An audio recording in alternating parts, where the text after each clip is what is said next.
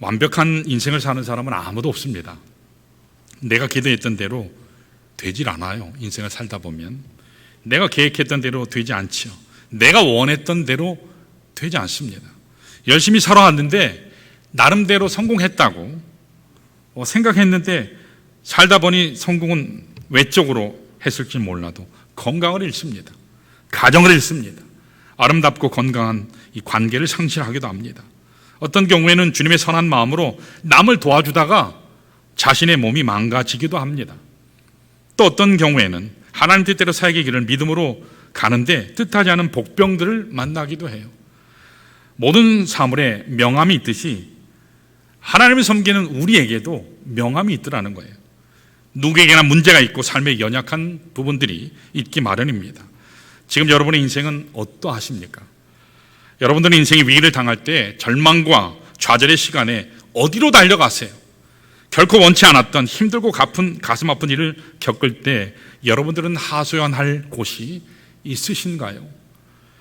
오늘 본문에 등장하는 아브라함의 인생에도 우리가 믿음의 조상이라고 전혀 근심 걱정 없을 줄로 알았던 아브라함에게도 인생의 명암이 엇갈리는 부분들이 있었구나라는 사실을 오늘 본문을 통해서 알게 됩니다. 열심히 자기가 이해하는 방식으로 수준으로 하나님의 약속을 붙잡고 나아갑니다. 자, 우리 본문 1절을 같이 한번 볼까요? 본문 1절에 하나님께서 이렇게 말씀하시죠. 같이 읽습니다. 시작. 여호와께서 아브라함에게 이르시되 너는 너의 고향과 친척과 아버지의 집을 떠나 내가 내게 보여줄 땅으로 가라. 하나님께서 말씀하세요. 가래요. 그런데 어디로 가라는지 주소도 안 가르쳐줘요. 정확하게 지명도 가르쳐주지 않아요. 언제쯤 도착할 것이다라고도 주님께서 말씀하시지 않아요. 자, 그런데 하나님께서 약속하신 내용이 2절 3절에 나와요. 이것을 우리는 흔히 아브라함과 하나님께서 언약을 맺으셨다, 그렇게 언약 계약이라고 얘기하거든요. 자, 무슨 내용인지 한번 볼까요? 2절 3절 시작. 내가 너로 큰 민족을 이루고 내게 복을 주어 내 이름을 창대하게 하리니 너는 복이 될지라. 3절. 너를 축복하는 자에게는 내가 복을 내리고 너를 저주하는 자에게는 내가 저주하리니. 아멘. 자, 마저 또 있죠. 땅의 모든 족속이 너로 말미암아 복을 얻을 것이라 하신지라. 여러분, 여기 내용을 간단하게 하나님께서 약속하신 내용은 딱 두 가지예요. 땅을 주겠다, 자손을 주겠다. 어떤 자손이요? 큰 자손, 민족을 이루게 하게 하겠다.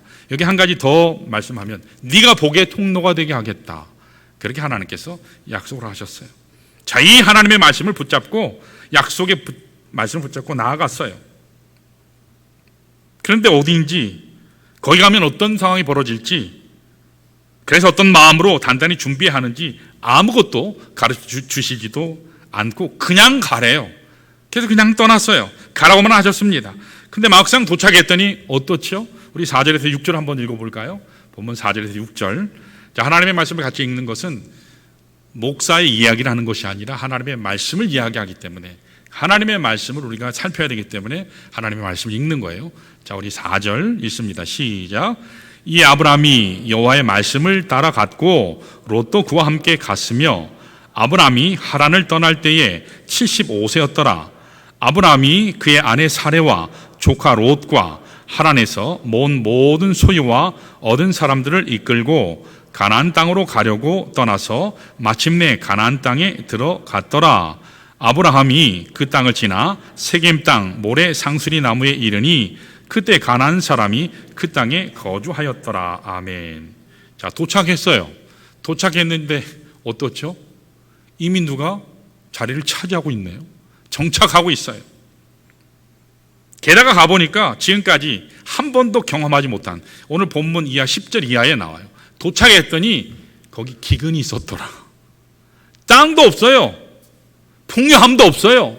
하나님이 약속하신 밝고 창대한 천국과도 같은 젖과 꿀이 흐르는 그런 땅이 아니었어요. 하나님의 약속 붙잡고 갔는데 터전도 없고 풍요함도 없고 막막하게 됐습니다. 여러분, 이쯤 되면 어떻게 반응하는 것이 정상일까요? 여러분과 저 같으면 어떻게 할까요? 하나님이 말씀하셨으면 그 말씀대로 뭔가 사인이 있어야 되잖아요. 전혀 없어요. 아마 우리 같으면 원망했을 거예요. 아마 우리 같으면 불평할 것입니다. 이게 마땅한 거예요. 근데 아브라함은요, 말씀을 보세요. 그렇게 하지 않았어요. 그 심령이 의심과 불신으로 가득 차야 합니다. 그런데 아브라함은 그렇게 하지 않았어요. 우리가 됐으면 분명히 절망의 이유를 댈 거예요. 하나님을 떠날 이유를 댈 거예요. 하나님을 비판할 내용을 분명히 이야기할 겁니다. 가진 핑계를 대면서 삶이 황폐화될 것입니다. 그런데 아브라함은 그렇게 하지 않았다는 것입니다. 그의 삶은요, 메마르지 아니했습니다. 이유가 무엇일까요? 단순해요. 하나님의 제단이 있었기 때문이에요. 하나님의 제단이 있었기 때문입니다. 그는 인생의 어둠이 깃들 때마다, 극한 좌절과 절망의 때마다, 사람으로 인한 실망과 배신으로 만신창이가 될 때마다 찾는 곳이 있었기 때문에 그는 메마르지 않았어요. 그곳이 어디라고요? 하나님의 제단이에요. 하나님의 제단이에요. 여호와의 지성소입니다. 하나님의 영광이 있고 하나님의 임재가 있는 곳, 그 제단 쌓는 곳이 그에게 있었기 때문에 그는 그러한 상황 가운데서도 좌절하지 않을 수 있어요. 그는 가는 곳마다 제단을 쌓았습니다. 그리고 바로 그곳에서 하나님의 임재를 경험했어요. 하나님의 언약을 다시 확신했습니다. 위로부터 주시는 놀라운 새 힘을 공급받았어요. 사랑하는 성도 여러분, 오늘 우리에게도 바로 그런 장소가 필요합니다. 여러분들에게는 그런 장소가 있으세요? 있어야 할 줄 믿습니다. 이 자리가 하나님 앞에 하나님의 지성소로 나아가는 귀한 자리임을 여러분 기억하시기를 축원합니다. 여러분, 모세도, 그 위대한 모세도 시내산에 제단이 있었어요. 그 위대한 선지자인 엘리야도 하나님의 제단인 거룩한 호렙산에 갔을 때 그가 다시 일어설 수 있었습니다. 삼손에게는 엔핫고레가 있었어요. 거기서 힘을 얻었습니다. 회복을 얻었어요. 다시금 사명의 길을 갈 수가 있었습니다. 오늘 여러분과 저에게도 이와 같은 제단이 필요합니다. 팬데믹 확산으로 다시 돌아서는 이 시점에서 참 경제적으로 정치적으로 이제 좀 낫겠거니 했는데 어떻죠? 여전해요. 오히려 더 악화되면 악화되지 더 좋을 게 없는 모습들 우리가 보지 않습니까? 여러분, 경기라고 하는 것은 그런 것 같아요. 호경기가 있으면 불경기가 올까요, 안 올까요? 또 와요. 우리가 언제 항상 경기가 좋았나요? 항상 불경기만 있었나요? 아니요. 하나님 은혜 가운데 사는 자는 어떤 경우에서도 여러분 흥왕할 줄로 믿습니다. 여러분, 하나님의 제단이 필요해요. 여러분, 거룩한 하나님의 임재가 있는, 하나님의 영광 있는 지성소가 있으시기를 축원합니다. 왜요? 거기에 나가야 회복이 있어요. 거기에 나야 참된 치유가 있습니다. 거기에 나아갈 때에 비로소 참된 삶의 목적대로 하나님을 기쁘시게 할 수 있습니다. 오늘 이 아침 우리 모두가 사랑하는 우리 다음 세대들 지금 함께 하지 않습니까? 유치부, 초등부, 중고등부, 청년부 같이 예배드리니까 얼마나 감사한지 몰라요. 여러분들은 기쁘시죠? 예, 얼마나 감사한지 몰라요. 우리 이 자녀들과 함께 오늘 하나님의 지성소에 깊이 들어가시는 그러한 기회 되시기를 축원합니다. 거기에 나아갈 때에 참 쉼이 있어요. 자, 하나님의 제단을 쌓으면 우리가 어떤 축복이 있는지 오늘 두 가지만 좀 보겠습니다. 하나님의 제단을 쌓으면, 다시 얘기해서 하나님의 지성소에 들어가면, 하나님의 지성소에 들어가면 어떤 축복이 있나? 모든 세대, 유치부, 청년부에 이르기까지 다음 세대 연합 헌신 예배로 드리는데, 여러분, 제단을 쌓는다라는 말은 헌신이라는 말과도 똑같아요. 자, 그래서 오늘 말씀을 본문 말씀으로 준비했습니다. 하나님의 경이로운 회복이 있는 지성소를 사모하며 하나님을 기뻐하는 삶을 살도록 우리가 중보하며 인도하며 축복해야 될 우리 다음 세대, 우리 아이들과 함께 가장 하나님이 기뻐하시는 이 예배자의 삶을 살면, 어떤 경우에도 가장 먼저 하나님의 제단을 쌓으면 하나님이 어떤 축복을 주시나, 우리 두 가지를 보겠습니다. 자, 첫 번째로 따라할까요? 흑암을 뚫는 길이 열린다. 뭐가 열려요? 흑암을 뚫는 길이 열립니다. 여러분, 우리 인생을 살다 보면 분명히 길이 있었는데 흑암으로 가득 차서 캄캄해서 한 발자국도 나갈 수 없는 그런 우리 인생의 상황을 만날 수 있어요. 경제적인 문제로, 건강의 문제로, 관계의 문제로, 신앙의 문제로 여러분 가진 암흑들을 만날 수 있습니다. 악한 영이 역사하는 그런 어둠의 때를 우리가 만날 수 있어요. 자, 그런데 오늘 본문에 보면 아브라함이요, 하나님 때문에 실망해서 하나님의 약속을 붙잡고 갔는데 그가 뭘 만났어요? 흑암을 만났어요. 거처할 땅이 있어야 되는데 거처할 터전이 없는 거예요. 하나님이 풍성하게 만들어 주신다고, 땅도 주신다 했고 자손도 주신다 했는데 75이나 된 이 노구의 몸으로 이제는 자녀 낳을 수 있는 가망성이 점점 희미해져가는 이때에 하나님께서 내가 너 자식 줄게, 땅도 줄게, 네가 축복의 통로되게 할게. 근데 통로되기는커녕 땅도 없어요, 자식도 없어요. 하나님으로 말미암아서 흑암을 만날 때 여러분, 그 흑암, 그것은 하나님이 함께 하시면 사라지는 줄로 믿습니다. 자, 여러분 8절 9절 말씀을 이제 보시기 전에 아까 앞에 말씀을 드렸죠. 1절에서 6절까지 다시 말씀을 보시면 아브라함을 떠나라 하셨죠. 본토 친척 아비집을 떠나라 했어요. 떠났는데 뭐가 있었다고요? 흑암을 만나요. 기대했던 곳과는 전혀 다른 밝은 찬란한 축복이 기다리고 있어야 되는데 어둠의 권세가, 어둠의 절망이 엄습하는, 아니 뒤덮어버리는 그런 상황까지 맞게 된 것입니다. 축복하신다고 분명히 말씀하셨는데 내 현실에는 축복이 전혀 없어요. 내 현실에는 먹을 것, 거처할 것 해결이 전혀 안 돼요. 하나님 앞에 왔는데, 축복의 땅이라고 왔는데 얼마나 황당합니까? 이렇게 황당할 때가 어디 있습니까? 수년에 걸쳐서 말씀 붙잡고 내려왔어요. 근데 말씀과 다른 현실입니다. 순종해서 왔어요. 근데 아무것도 없어요. 거룩한 기대가 사라지는 모습입니다. 여러분, 이와 같은 상황을 만나면 어떻게 반응하죠? 나 이게 잘못 왔나 보네, 하나님 잘못 믿었나 보네. 불안해요. 두려움이 찾아와요. 본전 생각나요. 그냥 거기 있을걸, 그냥 거기 멈춰 있을걸. 여러분, 메소포타미아 지역이라고 하는 것은 4대 문명 중에 하나잖아요. 굉장히 비옥한 땅이에요. 하란 땅이에요. 굉장히 풍요로운 곳이에요. 오늘로 얘기하면 미국 땅, 오늘 우리나라 얼마나 풍성합니까? 풍요로운 곳이라 할 수 있어요. 근데 그곳을 버리고 왔더니 망할 길로 온 것 같이 느껴져요. 심지어 믿음의 자리에서 떠나고 불신앙으로 나아가는 그런 지경에 이르게 되죠. 사실 이것이 오늘 우리들의 현실이에요. 내가 구원받은 것 같은데, 내가 하나님의 은혜 경험한 것 같은데, 삶을 살아가면서 예수 믿는 게 왜 이렇게 힘들지? 하나님 섬기는 게 왜 이렇게 힘들지? 여러분, 제가 목회하면서 참 경험하게 되는 것은, 성도들을 이렇게 보면 시험을 당할 때 두 가지 모습을 보게 돼요. 예컨대 우리가 어떤 일을 하다가 보면 다칠 수도 있잖아요. 그렇죠? 또 어떻게 일터에서 교통사고를 당할 수도 있잖아요.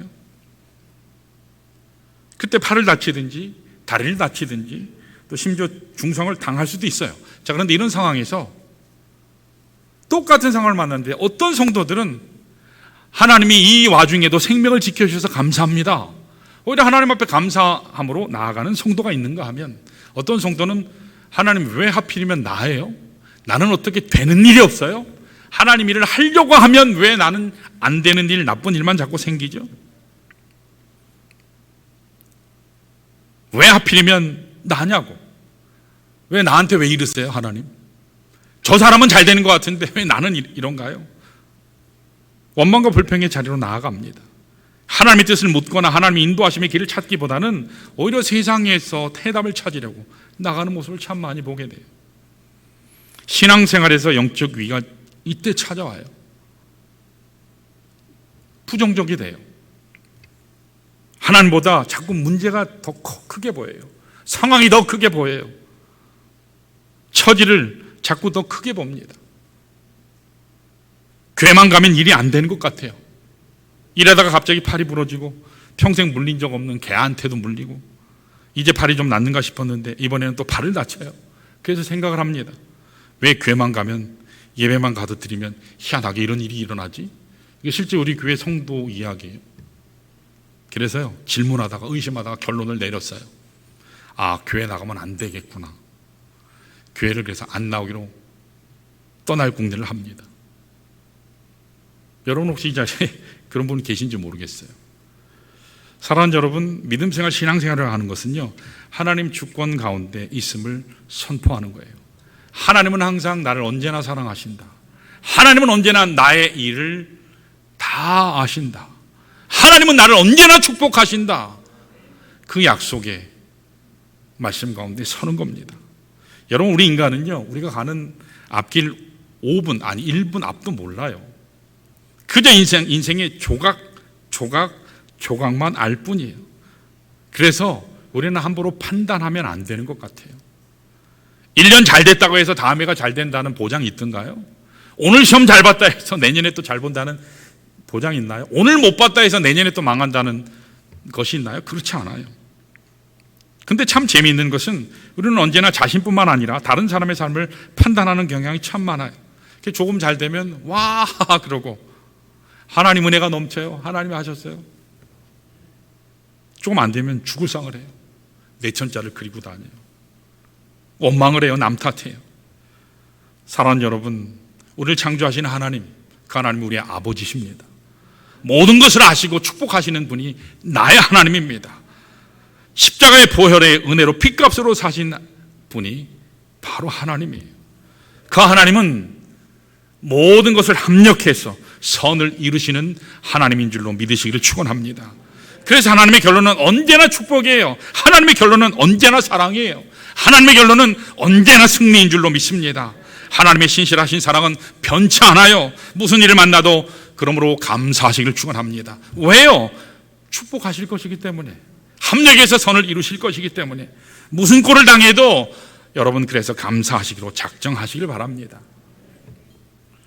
여러분, 우리 신앙생활에서, 가정생활에서, 직장생활에서도 정말 중요한 건 멘탈 관리라 그러잖아요. 멘탈 관리요. 그래서 이 마음이 무너지면 다 무너져요. 머리 좋고 돈 많고 그런 건 둘째고, 이 멘탈이 강한 사람은요, 어디 있어도 성공하더라고요. 여러분, 우리 히브리서 8장 10절 한번 볼까요? 히브리서 8장 10절 같이 한번 읽습니다. 히브리서 8장 10절 같이요. 잘 한번 보세요. 제가 거기 빨갛게 저 색깔 표시한 걸 보시고 보세요. 같이요. 시작. 또 주께서 이르시되 그날 후에 내가 이스라엘 집과 맺을 언약은 이것이니 내 법을 그들의 생각에 두고 그들의 마음에 이것을 기억하리라. 나는 그들에게 하나님이 되고 그들은 내게 백성이 되리라. 아멘. 이 말씀은 예레미야서 33장 11절 10절 이하를 인용한 이 히브리 기자가 인용한 말씀이에요. 자, 여기서 잘 보시면 하나님께서 우리에게 말씀을 주시는데 어떻게 그 말씀을 우리에게 주시냐면 내 법을 그들의, 나의 백성의 생각에 두기를 원하신다 말씀하세요. 또요, 그들의 마음에, 나의 백성의 마음에 나의 말씀을 어떻게 한다고요? 기록하리라. 여러분, 하나님 우리에게 주신 말씀은 우리의 신비의 색이라고 주셨다는 사실을 기억하시기를 바랍니다. 하나님의 말씀은요, 내 신비의 색일 때에 역사가 일어나는 줄 믿습니다. 하나님의 말씀은 살아서 운동력이 있기 때문에 그 말씀이 나를 살려요. 그 말씀이 내 가정을 지키고 나의 아들, 딸들을 지킨다는 사실을 여러분 믿으시기를 축원합니다. 그래서 빌립보서 4장 6절 말씀, 우리 암송했지만 우리 같이 한번 볼까요? 자, 거기 한번 보세요. 같이 한번 읽습니다. 시작. 아무것도 염려하지 말고 다만 모든 일에 기도와 간구로 너희 구할 것을 감사함으로 하나님께 아뢰라. 그리하면 모든 지각에 뛰어난 하나님의 평강이 그리스도 예수 안에서 너희의 마음과 생각을 지키시리라. 자, 여기 잘 보세요. 여기에 지금 하나님의 평강이, 하나님의 말씀이 역사해서 내 마음에 신비에 새겨진 심령은요, 염려하지 않아요. 왜 염려하지 않을까요? 문제는 여전히 있어요. 불경기로 인해서 내 가정에 여러 가지 재정적인 어려움은 여전히 있어요. 관계의 문제 여전히 있어요. 나의 질병의 문제 여전히 있어요. 그러나 하나님이 뭐라 하셨죠? 2000년 전 갈보리 십자가에서 내가 모든 질병조차도 해결했다. 염려하지 마. 이미 나았다. 주님께서 십자가로 선포하셨기 때문에 염려하지 말라 하시는 줄로 믿습니다. 그럼 우리가 해야 될 일은 뭐라고요? 기도하는 거예요. 간구하는 거예요. 무엇으로요? 감사함으로. 이렇게 우리가 하기만 하면 이게 우리가 할 일이에요. 이렇게 하면 하나님이 어떻게 하신다고요? 하나님의 평강이 우리의 심령에 임재하신다는 거예요. 그래서 어떻게 하신다고요? 마음과 생각을 지키시는 거예요. 여러분 인생을 살면서 제일 중요한 게 뭐죠? 만나는 음식, 돈 많은 거 중요한가요? 아니요. 심령의 평안이에요. 심령의 평안이에요.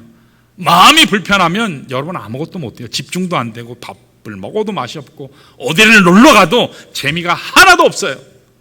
그전에는 그렇게 재미있었던 취미생활이 전혀 재미가 없어요. 그러나 내가 없어도 심령이 평안하면 천국이 되는 줄로 믿습니다. 그래서 어디서부터 와요? 하나님의 말씀으로부터 와요. 자, 우리 계속해서 말씀을 좀 더 찾는데 잠언 17장 22절도 계속 한번 볼까요? 잠언 17장 같이 읽습니다. 시작. 마음의 즐거움은 양약이라도 심령의 근심은 뼈를 마르게 하느니라. 아멘. 여러분은 마음의 즐거움은 어디로부터 할까요? 하나님의 평강으로부터 오는 줄 믿습니다. 하나님이 우리의 마음을 지키실 때 그 말씀으로부터 오는 줄로 믿습니다. 내 마음이 즐거워야 여러분 살도 찌고요, 얼굴 혈색도 좋고요, 똑같이 시험 공부를 해도 성적도 훨씬 좋게 돼요. 자, 마음의 즐거움이요. 계속해서 우리 시편 37편 4절도 한번 볼까요? 같이요. 시작. 또 여호와를 기뻐하라. 그가 내 마음의 소원을 내게 이루어 주시리로다. 아멘. 여러분, 시험에 떨어져서 낙심하는 수험생들, 공시생들 많죠. 취준생들, 국가고시생들. 여러분들에게 합격의 비결을 제가 가르쳐 드릴게요. 제가 언젠가 설명해, 제가 서울대 대학원 쳤다 떨어졌었어요. 열심히 공부 그때 뭐 한다고 했는데, 그리고서 이제 연대대학원에, 연합신학대학원에 시험을 봤는데, 그때 공부를 뭐 그전보다 안 했는데 하나님이 사람을 만나게 하시고요, 지혜를 주시고요, 청년부 사역자로 제가 열심히 섬겼을 때 하나님을 기뻐하면서, 하나님을 즐거워하면서 열심히 섬기니까 오히려 하나님이요, 성적도 더 잘 주시더라고요. 그래서 저희 동기들이 공부들을 잘했어요, 다. 그래서 영어 시험은 종합시험을 다 안 봤어요. 성적이 다 좋았어. 제가 그렇다고 뭐 영어를 잘한다는 의미 얘기 아니에요. 하나님이 도와주셨어. 여러분, 여기 말씀에서 또 여호와를 기뻐하라. 여기서 기뻐하라라는 말씀은 뭐냐면 하나님을 즐거워하라, 하나님을 즐기라, 그런 말씀이에요. 여러분, 하나님 즐기시기를 축원합니다. 우리의 자녀들이 제일 예쁠 때가 언제예요? 자, 우리 아빠가 있어요. 근데 아빠가 이렇게 지나가면, 야, 저 사람 누구냐? 그러면 우리 집 저기 그냥 운전사야. 그럼 어떨 것 같으세요? 엄마가 지나가요. 근데 엄마가 막 뚱뚱하고 그래요. 야, 저기 아줌마 누구냐? 그럼 우리 집 그냥 식모 아줌마야. 이러면 어떨 것 같으세요? 여러분, 만약에 우리 아들, 딸이 여러분, 아빠인 여러분들을, 엄마인 여러분들을 그런 식으로 아이들에게 소개하면 여러분 어떻게 느끼세요? 내가 인생 헛살았구나, 그렇게 느끼지 않아요? 그런데 그게 아니라 엄마가 지나가요. 몸도 좀 이렇게 좀 넉넉하고 이렇게 좀 푸짐하다 할지라도 우리 엄마, 우리 엄마야. 우리 엄마가 세상에서 최고야. 우리 엄마가 세상에서 최고야. 엄마 자랑하고 엄마를 사랑하는 모습을 막 아이들에게 드러내고 자랑하면 엄마가 어떻죠? 반찬이 달라질 거예요. 그렇죠? 용돈이 달라질 거예요. 달라질 거예요. 그게 즐기는 거예요. 아빠에게 대해서도 마찬가지예요. 하나님도 마찬가지예요. 여러분, 우리가 바깥에 나가면 그리스도인이라고 하는 것을 당당하게 밝히세요? 숨기세요? 특별히 가게 가서 오늘은 내가 저 집에 가서 좀 많이 깎으리라. 근데 내가 그리스도인이고요, 좋은 침대교회 다녀요. 그러고 가서 깎으세요? 저 교회 다니는데 좀 깎아주세요. 깎아주던가요? 안 깎아줘요. 교회 다니는 사람이 오히려 더 어떻게 이기적이냐, 그런 욕먹죠. 여러분, 하나님의 영광이라고 하는 건, 하나님께 영광 돌린다고 하는 것은요, 하나님을 즐거워하는 거예요. 하나님을 기뻐하는 거예요. 하나님을 엔조이하는 거예요. 그때 하나님께서 역사하십니다. 여러분, 신앙생활 할 때 죽기 살기로 하지 마세요. 지금 졸려 죽겠는데 앉아 계시죠? 더 죽겠는데 앉아 계시죠? 죽기 살기로. 여러분, 그것도 굉장히 중요해요. 근데 신앙생활은 죽기 살기로 하시면 안 돼요. 여러분, 즐겁게 하시기를 축원합니다. 즐기면요, 즐거워하는 사람 못 당해요. 죽기 살기로 하는 사람은 언젠가는 뻗어요, 탈진해가지고. 근데 즐기는 사람은 여러분 언제나 행복해요. 여러분 언제나 하나님을 즐기시기를 축원합니다. 예배를 즐기셔야 돼요. 찬양을 즐기셔야 돼요. 우리 엄마 아빠를 여러분 즐기시기를 바랍니다. 우리 대답해야지. 예, 우리 아멘한 우리 어린이들만 축복받으세요. 자, 우리 박수할까요? 아멘한 우리 어린이들에게. 나중에 물어볼 거예요, 엄마 아빠한테. 엄마 아빠 자랑하고 다니나?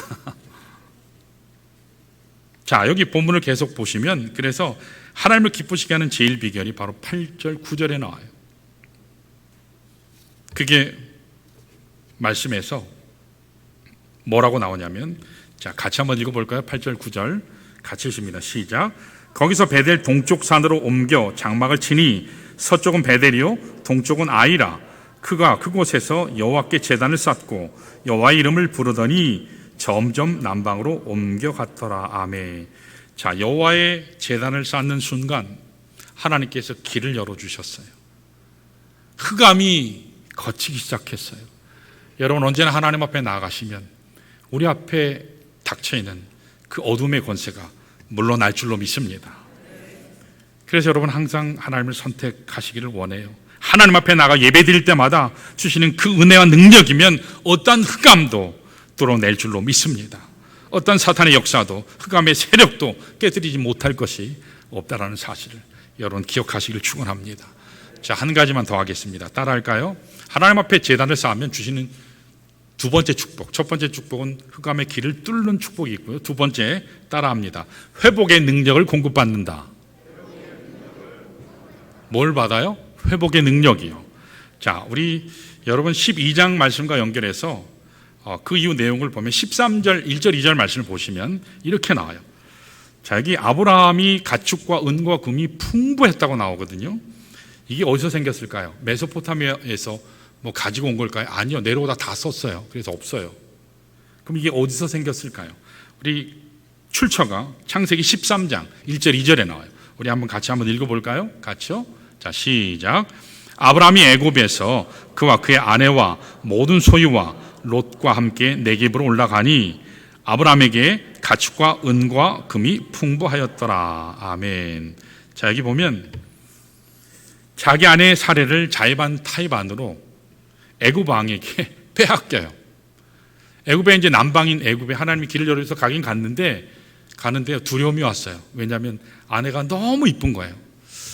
사례의 나이가 연세가 어떻게 되냐면 아브라함이 하나님 부르실 때 몇 살이라 그랬죠? 75이라 그랬어요. 근데 사례의 나이는 몇 살 적죠? 10살이 적어요. 65이세요. 자, 여기 65 대신 우리 자매님 계세요. 이때는 들고 싶지 않죠. 65인데 애굽의 남자들이 다 반해가지고 저 여자가 혹시 처녀면 아내로 삼겠다.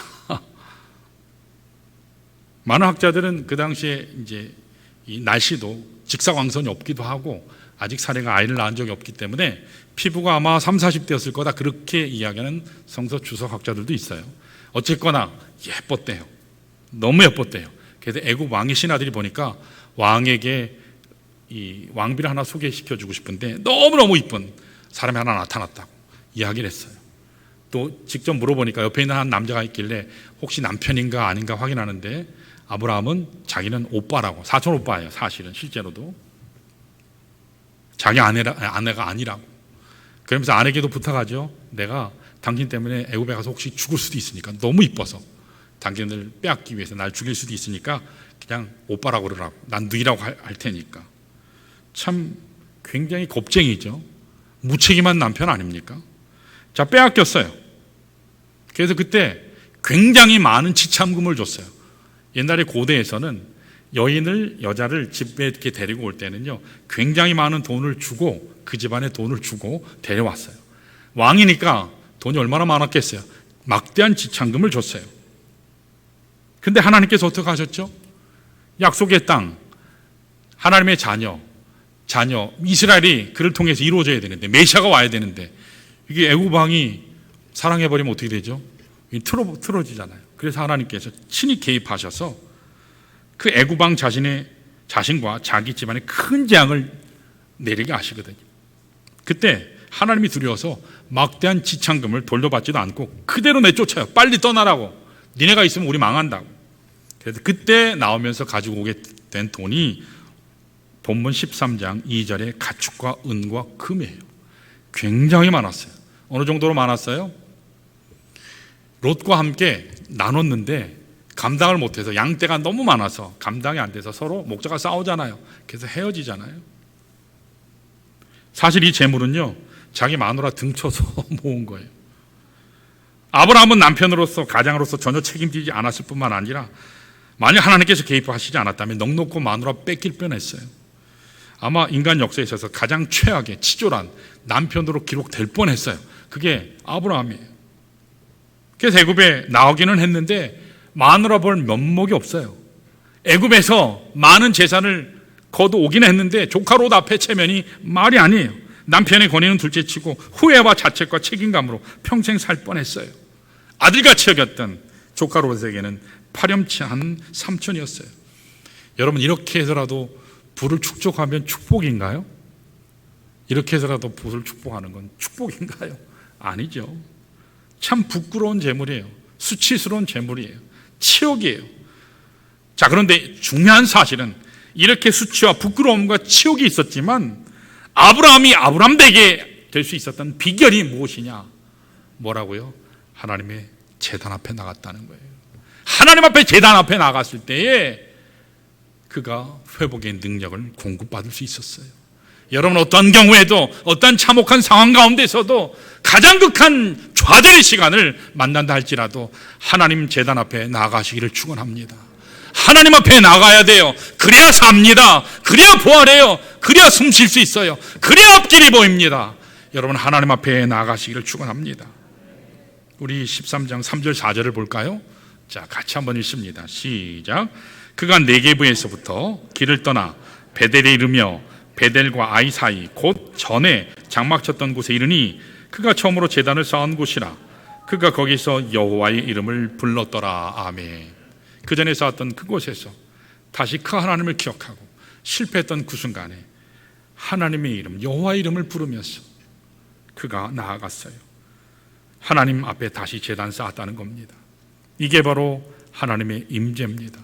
사랑하는 여러분, 오늘 이 시대가 이 땅의 삶에서 온전히 회복의 능력을 공급받을 수 있는 유일한 길은 하나님의 임재가 있는 하나님 제단인 줄로 믿습니다.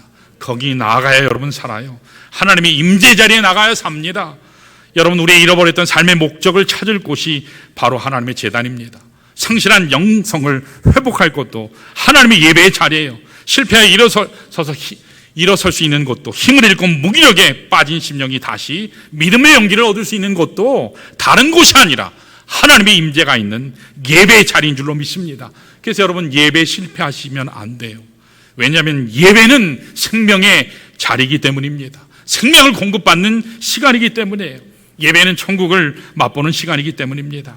사랑하는 여러분, 예배 자리에서 하나님 임재를 통해서 치유받고 회복되고 부활하는 하나님의 비전으로 충만한 그런 예배자로 여러분 나아가시기를 축원합니다.